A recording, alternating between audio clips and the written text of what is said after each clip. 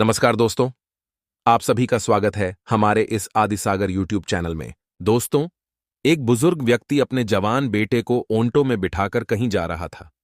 तभी रास्ते में अचानक से पुलिस वाले उनके ओंटो को रोक लेते हैं और ओंटो को रोकते ही उस बुजुर्ग व्यक्ति को पता चलता है कि पुलिस वाले उसे क्यों रोक रहे हैं, तो वह अपने पास से कुछ पैसे निकाल कर देने लगता है। लेकिन उनका बेटा उन्हें पैसे देने से साफ साफ मना कर देता है और कहता है कि हम लोग पैसे नहीं देंगे। अब पिता बेटे को समझाने की भी कोशिश करता है, लेकिन बेटा मानने से इनकार कर देता है और कहता है कि नहीं पिताजी, आज आपको पैसे नहीं देने हैं और मैं आपको पैसे कतई भी नहीं देने दूंगा। इसके बाद पिता मजबूरन अपने बेटे का कहा मानता है और पुलिस वाले को पैसे नहीं देता है। अब पुलिस वाला जब देखता है कि वो पैसे नहीं दे रहा है, तो उसको और उसके बेटे को ओंटो को थाने में ले जाया जाता है और बाप बेटे को लॉकअप के अंदर बंद कर दिया जाता है। अब अंदर बंद होने के बाद भी जो बेटा होता है वो पुलिस वालों की तरफ देखकर मुस्कुराने लगता है और थोड़ी देर बाद कुछ ऐसा होता है जो दरोगा बड़े ही रौब के साथ उस बेटे को अंदर बंद किया था, वह एकदम से उसके पैरों को पकड़कर माफी मांगने लगता है। क्या हुआ था इस कहानी में ऐसा जिसकी वजह से वह दरोगा माफी मांगने लगा था? पूरी कहानी की सच्चाई जानने के लिए वीडियो को अंत तक जरूर देखें। बिहार के पटना शहर में एक परिवार रहा करता है। परिवार के अंदर एक पिता है जो कंपनी में काम किया करते हैं, साथ में उनका बेटा है जो फिलहाल ग्रेजुएशन कर रहा है। पिता इतना कमा लिया करते हैं कि उससे परिवार का गुजर बसर हो जाता है और साथ में उनके बेटे की पढ़ाई का खर्चा भी निकल आता है। परिवार बड़ा ही खुश था, कोई भी कैसी भी दिक्कत नहीं थी। बेटा दिल लगाकर अपनी पढ़ाई कर रहा था और पिता कंपनी में काम करके अपने घर का गुजर बसर कर रहा था। पिता का नाम होता है मांगेराम और बेटे का नाम होता है प्रवीण कुमार। तभी देश के अंदर अचानक से कोरोना काल आ जाता है और मांगेराम की जो नौकरी कंपनी में चल रही थी, उस कंपनी से उन्हें निकाल दिया जाता है, क्योंकि उस दौरान काफी सारी कंपनियों ने अपने वर्करों में कमी की थी और इसी कारण से मांगेराम की नौकरी भी छूट जाती है। अब देश में भारी संकट था, तो इसी वजह से सभी लोग घर के अंदर बैठ गए थे और अपने समय को व्यतीत कर रहे थे। उस समय के बारे में आप लोग सभी जानते होंगे कि वह कैसा समय था और किस तरह का माहौल देश के अंदर बन गया था। धीरे धीरे समय बीतता है, पिता सोचने लगता है कि हो सकता है कुछ दिनों में सब कुछ ठीक हो जाए और उसके बाद दोबारा से मैं कंपनी में काम करने लगूंगा और मेरे परिवार का गुजर बसर अच्छी तरह से होने लगेगा। लेकिन जैसे ही देश का कोरोना काल खत्म होता है, उसके बाद भी उस कंपनी ने उसके पिता को काम के लिए नहीं बुलाया था। जबकि और कंपनियों ने जिन्होंने वर्करों को घर भेजा था, उन्होंने कुछ हद तक अपने अपने वर्करों को बुला लिया था, लेकिन जो मांगेराम जी हैं, उनको वहां से नहीं बुलाया गया था। अब इस बात को देखकर मांगेराम जी को चिंता होने लगती है और वह कंपनी के चक्कर काटने लगता है। वहां पर चक्कर काटते हुए उन्हें पता चलता है कि कंपनी वालों ने उन्हें परमानेंट निकाल दिया है और अब उनकी नौकरी कंपनी में नहीं लग सकती। अब इसके बाद मांगेराम इस बात को देखकर बड़े परेशान होते हैं और सोचने लगते हैं कि अब मेरा समय कैसे व्यतीत होगा। इसके बाद मांगेराम जी पहले पहले तो अपने दोस्तों से और जान पहचान वाले रिश्तेदारों से कुछ पैसे उधार लेते हैं ताकि उनका बुरा समय व्यतीत हो जाए। लेकिन आखिर ऐसा वो कब तक कर पाते, क्योंकि उनके पास कोई काम नहीं है और जिस भी कंपनी में वो काम के लिए जाते हैं तो इसके बाद उन्हें कहीं भी नौकरी नहीं मिलती है। इसी वजह से मांगेराम जी काफी ज्यादा परेशान थे। तो उनके ही पड़ोस में एक शेखर नाम का व्यक्ति जो कि ओंटो चलाया करता था और मांगेराम से अच्छी उसकी बना करती थी। तो एक दिन जब मांगेराम अपने पड़ोसी के पास बैठा हुआ था और वह उसे अपने बारे में बता रहा था, तो जो शेखर होता है उसे बताने लगता है कि अगर ऐसी बात है तो तुम्हारे लिए एक काम है, अगर तुम करना चाहो तो जो मांगेराम है उससे पूछने लगता है कि क्या काम है। तो वो कहता है कि देखो भाई, कोई काम छोटा या बड़ा नहीं होता, लेकिन जीवन को व्यतीत करने के लिए कुछ ना कुछ तो करना होगा और मेरे ख्याल से ओंटो का काम तुम्हें काफी जल्दी आ जाएगा और इसी को तुम भी कर लो। अब इस बात को सुनकर मांगेराम पहले तो मना करता है, लेकिन फिर जब वो देखता है परिवार की कंडीशन तो वह भी इस बात के लिए एग्री हो जाता है और शेखर से कहता है कि ठीक है, अगर ऐसी बात है तो तुम मुझे ओंटो चलाना सिखा दो और उसके बाद मैं भी ओंटो चलाने लगूंगा। मांगेराम को 4 व्हीलर तो चलाना आता था, लेकिन ओंटो उन्होंने कभी नहीं चलाया था। इसके बाद मांगेराम को शेखर ओंटो चलाने की ट्रेनिंग देता है। लगभग 10 से 15 दिन के अंदर वह अच्छी तरह से ओंटो चलाना जान जाता है। इसके बाद जो मांगेराम होता है इधर उधर से थोड़े बहुत पैसों का जुगाड़ और करता है और एक ओंटो लोन पर खरीद लेता है। उसे लोन पर खरीदने के बाद अब वह उसे चलाने लगा है और चला चलाकर अपने परिवार का गुजर बसर कर रहा है। इधर इतने ही दिनों में उसके बेटे, जिसका नाम प्रवीण कुमार था, उसकी ग्रेजुएशन भी कंप्लीट हो जाती है और उसके बाद वह आगे की तैयारी करने लगता है किसी सरकारी नौकरी में लगने की। इसी दौरान नौकरी की तैयारी करते टाइम एक दिन वह अपने पिता के साथ ऑन्टो पर जाता है, लेकिन वहां पर जाते ही उसके साथ एक बहुत बड़ी घटना घट जाती है। दरअसल प्रवीण के पिता अक्सर मंडी से सवारियां भरा करते थे, लेकिन मंडी के बाहर एक पुलिस नाका था, जिस पुलिस नाके पर उन्हें कुछ पैसे देने पड़ते थे पुलिस वालों को, और उसके बाद ही वह लोग उन्हें मंडी के अंदर घुसने दिया करते थे। अब जब प्रवीण अपने पिता के साथ बैठा हुआ था, तो वहां पर पुलिस वाले उस ऑन्टो को रोक लेते हैं और रोकने के बाद उनसे पैसा मांगने लगते हैं। प्रवीण के पिता, जो मांगेराम थे, वो एकदम से अपने पास से 50 रुपये निकालते हैं और पुलिस वालों को चुपचाप देकर वहां से आगे की तरफ बढ़ने लगते हैं। तभी प्रवीण अपने पिता से कहने लगता है कि पिताजी, यह क्या किया आपने? तो मांगेराम कहने लगता है कि बेटा, ऐसा ही होता है, इसी तरह से हम रोज ऑन्टो चलाया करते हैं और यह तो एक ही जगह है।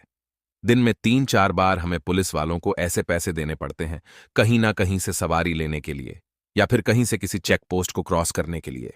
अब यह बात देखकर प्रवीण सोचने लगता है कि पिताजी तो अपनी कमाई का लगभग 30 से 40% इन लोगों को ही दे देते हैं और मेहनत खुद करके इन लोगों के जेब में भर रहे हैं। इस बात को सोचते सोचते वह शाम के समय अपने पिता के साथ घर आ जाता है और आज दिन के समय जो कुछ भी हुआ है वो सब कुछ उसके दिमाग में फीड है। अब शाम के समय जब पूरा परिवार खाना खाने के लिए बैठता है, तभी जो प्रवीण के चेहरे पर उदासी होती है, उस उदासी को उसका पिता मांगेराम देख लेता है। मांगेराम अपने बेटे से पूछता है उदासी का कारण, तो वो बता देता है कि पिताजी, यह बात तो मुझे बहुत बुरी लगी। आप मेहनत से कमाते हो और वो पुलिस वाले खामखा ही उन पैसों को ले लेते हैं। तो उसका पिता कहता है कि बेटा, ऐसे ही होता है और यह सिस्टम आज से नहीं, काफी दिनों से चला आ रहा है और इसको कोई तोड़ने वाला तो है ही नहीं।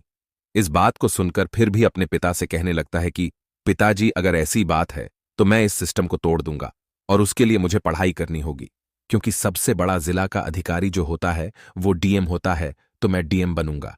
डीएम बनने के बाद इस सिस्टम को तोड़ दूंगा। ये बात सुनकर प्रवीण के पिता मांगेराम कहने लगते हैं कि बेटा, अगर ऐसी बात है तो तू बेशक से पढ़ाई कर ले, कोई भी आपत्ति नहीं है। प्रवीण ने ग्रेजुएशन तो कर ही ली थी और उसके बाद वह आगे की कोचिंग करने के लिए दिल्ली के मुखर्जी नगर जाना चाहता है और इस बात के बारे में अपने पिता से उसी समय पर जिक्र कर देता है। कहता है कि पिताजी, इसकी तैयारी के लिए मुझे दिल्ली में मुखर्जी नगर जाकर रहना होगा और वहां पर थोड़े से पैसों का खर्चा आएगा। जो पैसे आपको मुझे देने होंगे, तो जो पिता होता है वो अपने बेटे का हौसला बढ़ाता है और कहता है कि बेटा, तू चिंता मत कर, मैं तुम्हारे लिए कैसे भी करके पैसों का इंतजाम कर दूंगा। आखिर तू हमारी इकलौती संतान है, तो तेरे लिए इतना तो कर ही सकते हैं। इस बात को कहकर प्रवीण का पिता मांगेराम उसे वहां से मुखर्जी नगर भेजने के लिए तैयार हो जाता है और कुछ पैसे इकट्ठा करके उसे दे देता है और कहता है कि बेटा, तू जल्द से जल्द चला जा और अपनी पढ़ाई लिखाई को जारी कर। इसके बाद जो प्रवीण होता है, दूसरे ही दिन अपने सामान को पैक करता है और वहां से मुखर्जी नगर के लिए निकल जाता है। पिता ने जो कुछ भी पैसे दिए थे, उन पैसों से वो वहां पर रहने का अपना इंतजाम कर लेता है और दिल लगाकर पढ़ाई करने लगता है। पिता यहां पर ऑन्टो चलाता है, बेटा वहां पर पढ़ाई लिखाई में मेहनत करता है और इसी तरह से 2 साल बीत जाते हैं। 2 साल तक सब कुछ ठीक चलता है, लेकिन 2 साल के अंदर बेटे की पढ़ाई क्लियर नहीं हुई थी और उसका नंबर डीएम बनने के लिए नहीं पड़ा था। लेकिन 2 साल बाद अचानक से कुछ ऐसा होता है जिसकी वजह से प्रवीण की जिंदगी बदलने वाली थी। एक दिन प्रवीण के पिता मांगेराम का फोन प्रवीण के पास आता है। पहले तो वो हालचाल जानते हैं और हालचाल जानने के बाद अपने बेटे को घर की कंडीशन बताने लगते हैं। दरअसल प्रवीण के पिता की तबीयत खराब रहने लगी थी और इसी वजह से वो ज्यादा ऑन्टो नहीं चला पाते थे। दिन में 2-3 घंटे ही काम कर पाते थे। तो वो कहने लगते हैं कि बेटा, अब जो कुछ भी तू कर रहा है उसको बंद कर दे और एक कोई कैसी भी नौकरी पकड़ ले ताकि हमारा गुजारा हो सके। अब यह बात सुनकर प्रवीण गहन सोच विचार में पड़ जाता है, क्योंकि उसने काफी दिनों तक मेहनत की थी और वह चाहता था कि वह कोई बड़ा अधिकारी बने और उस चीज को रोके जिस चीज के लिए वह बनना चाहता था। तो वो अपने पिता से कहता है कि पिताजी, हम यहां पर बहुत ज्यादा मेहनत कर रहे हैं, तो आप मेरा हौसला मत तोड़ो। अगर आपको पैसे नहीं भेजने हैं तो बेशक से जितना आपसे हो सके उतने पैसे भेज देना, लेकिन कुछ ही दिनों की बात है, आप मुझे यहीं पर रहने दो ताकि मैं अपने भविष्य को बेहतर बना सकूं। भले ही अगर आपको परेशानी हो रही है तो आप केवल से अपना गुजारा कर लीजिए, बाकी सब कुछ मुझ पर छोड़ दीजिए। मैं अपने आप पैसा कमा लूंगा, यहां पर कोई काम कर लूंगा।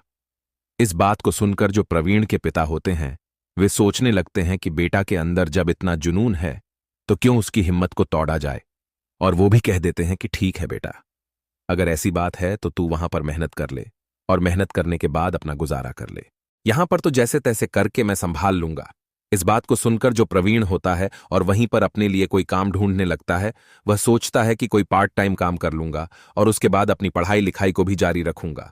स्टार्टिंग में उसे काम मिल भी जाता है, लेकिन उस काम को करने के बाद जो प्रवीण होता है उसके पास पढ़ाई के लिए टाइम नहीं बचता। 8-9 घंटे का पार्ट टाइम काम था और 8-9 घंटे काम करने के बाद उसके पास इतना टाइम नहीं था कि वह पढ़ाई भी कर सके, और ऊपर से काम करने की वजह से उसके शरीर में थकान भी होती है। तो वह सोचने लगता है कि यह काम तो नहीं जमेगा, अगर ऐसा करूंगा तो बिल्कुल से मेरी पढ़ाई नहीं होगी और पढ़ाई करने के लिए मुझे कोई ना कोई और जरिया ढूंढना पड़ेगा। एक चौराहे पर खड़ा होकर वह यह सब कुछ सोच ही रहा था। तभी अचानक से उसके सामने से एक ऑन्टो वाला निकलता है।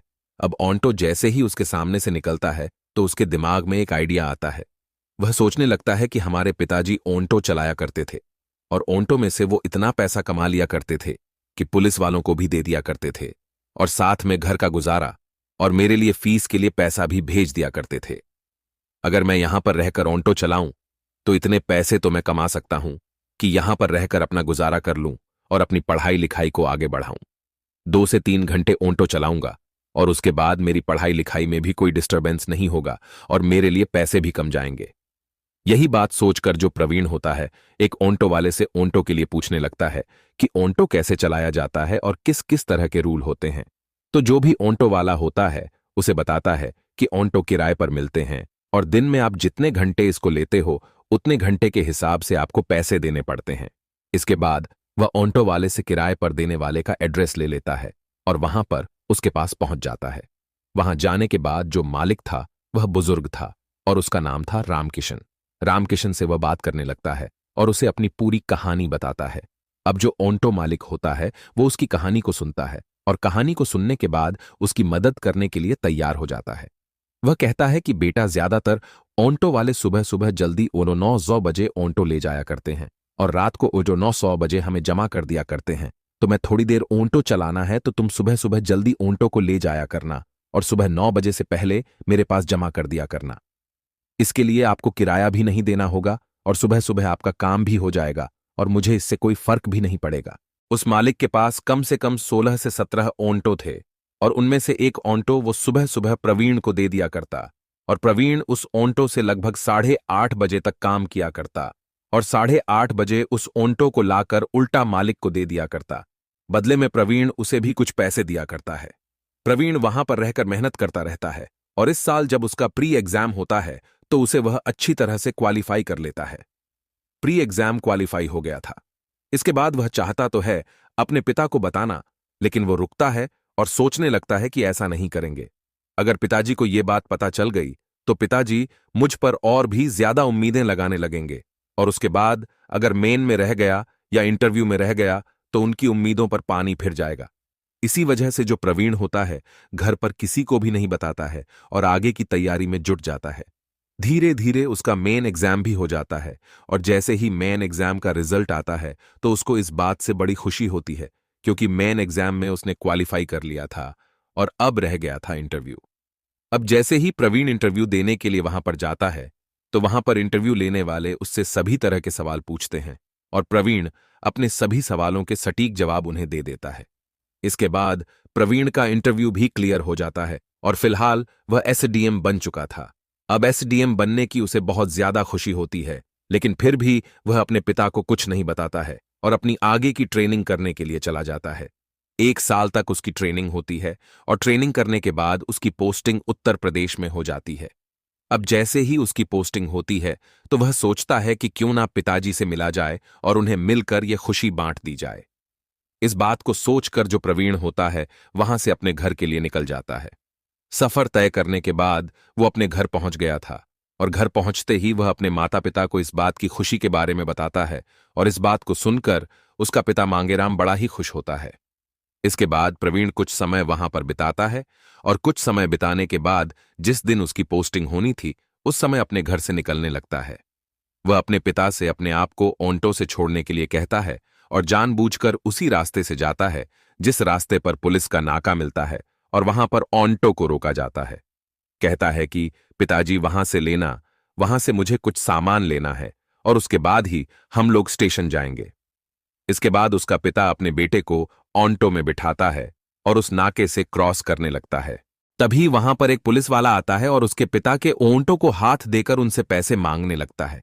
और यह बात जैसे ही प्रवीण देखता है तो अपने पिता का हाथ पकड़ लेता है और कहता है कि नहीं पिताजी, आज आपको इनको बिल्कुल भी पैसे नहीं देने हैं और मैं भी तो देखूं आपसे पैसे कैसे ले सके।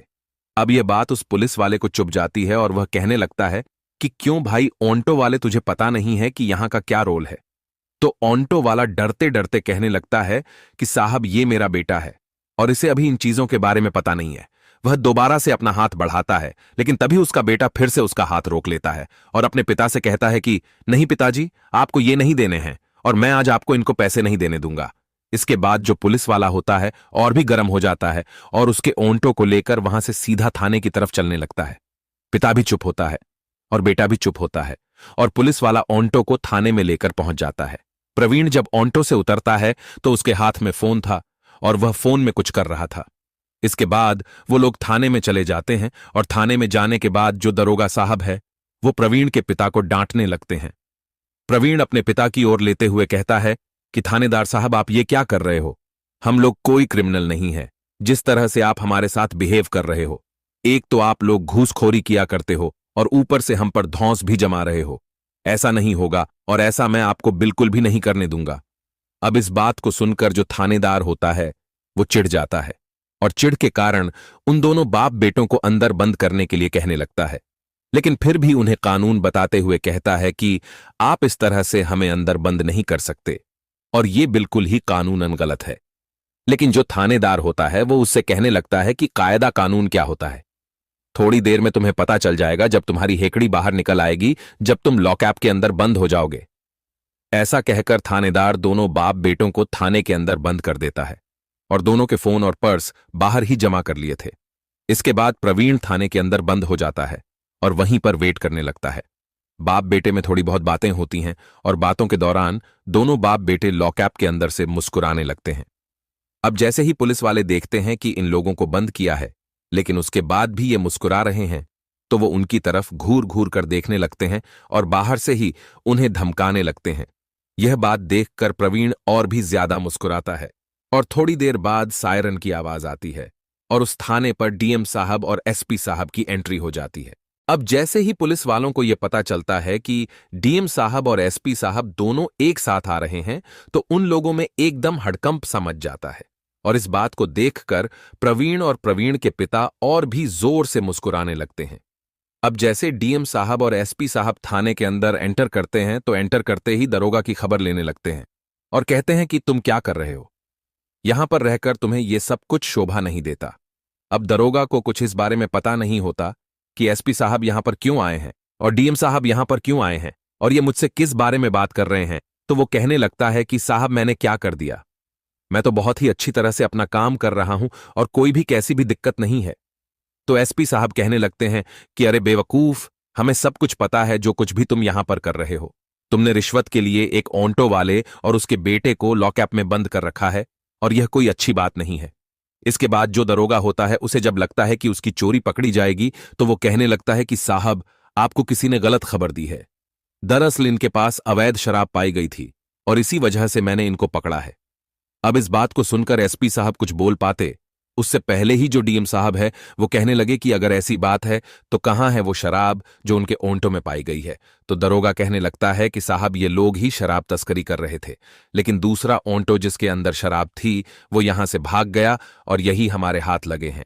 अब इस बात को सुनते हैं डीएम साहब और एसपी साहब दरोगा को धमकाने लगते हैं और कहते हैं कि तुम्हें ये पता है कि तुमने किसको अंदर किया है। और जैसे ही दरोगा ये बात सुनता है तो एकदम चुपचाप खड़ा रह जाता है। तभी तो डीएम साहब वो कहने लगते हैं कि एसडीएम साहब हैं और इनकी आज पोस्टिंग होनी थी और तुम्हारी वजह से आज ये अपनी पोस्टिंग पर टाइम पर नहीं पहुंच पाए हैं और ऊपर से इनके लिए फोन आया है कि आपके थाने में ऐसी ऐसी गड़बड़ हो रही है और उन लोगों को जाकर पकड़ो। इसके बाद डीएम साहब और एसपी साहब उन्हें बाहर निकलवाते हैं, और जैसे ही वो दोनों बाप बेटे बाहर निकलते हैं तो दरोगा साहब एकदम से उनके पैरों को पकड़कर गिड़गिड़ाने लगते हैं और कहते हैं कि साहब माफ कर दो, हमसे बहुत बड़ी गलती हो गई। दरअसल प्रवीण ने उनका एक छोटा सा वीडियो बना लिया था पीछे बैठे बैठे, और तभी वो अपने पिता को रिश्वत देने से रोक रहे थे। उन्होंने मोबाइल कैमरा को ऑन करके अपने शर्ट की जेब में रख लिया था और उसी से पूरी तरह से उनका वीडियो बन गया था, और उसी वीडियो को उन्होंने आगे भेज दिया था और साथ में मैसेज भी भेजा था। कहा था कि मैं तो अपनी पोस्टिंग के लिए आ रहा था, लेकिन रास्ते में कुछ पुलिस वालों ने मुझे पकड़ लिया है और फलाने थाने में ले जाने की बात कर रहे हैं। तभी ऊपर से उनको छुड़ाने के लिए वहां के डीएम साहब और एसपी साहब के पास खबर आती है, और वो दोनों भागे दौड़े थाने पर आते हैं, और बाहर निकलने के बाद वो उनसे माफी मांगने लगते हैं। कहते हैं कि साहब, हमारी वजह से आपको बहुत कुछ झेलना पड़ा, तो इसके लिए हम माफी चाहते हैं और इन लोगों पर हम कड़ी से कड़ी कार्यवाही कर देंगे। इसके बाद उन पुलिस वालों पर अच्छी से अच्छी कार्रवाई की जाती है और डीएम साहब, एसपी साहब खुद उन्हें अपने साथ ले जाते हैं और आगे से अपने डिस्ट्रिक्ट में ऐसा कुछ ना होने की सांत्वना देते हैं डीएम साहब और एसपी साहब। उसके बाद इस तरह के अभियान चलते रहते हैं जिससे ऐसे लोगों को पकड़ा जाए जो प्रशासन के साथ रहते हुए भी प्रशासन के साथ गद्दारी करते हैं, और उन लोगों को कड़ी से कड़ी सजा दिलाई जाती है। यह बात चारों तरफ फैल जाती है और सभी लोग प्रवीण की वाहवाही करने लगते हैं और उसके पिता का नाम चारों तरफ रोशन हो जाता है। इसके बाद जब प्रवीण अपनी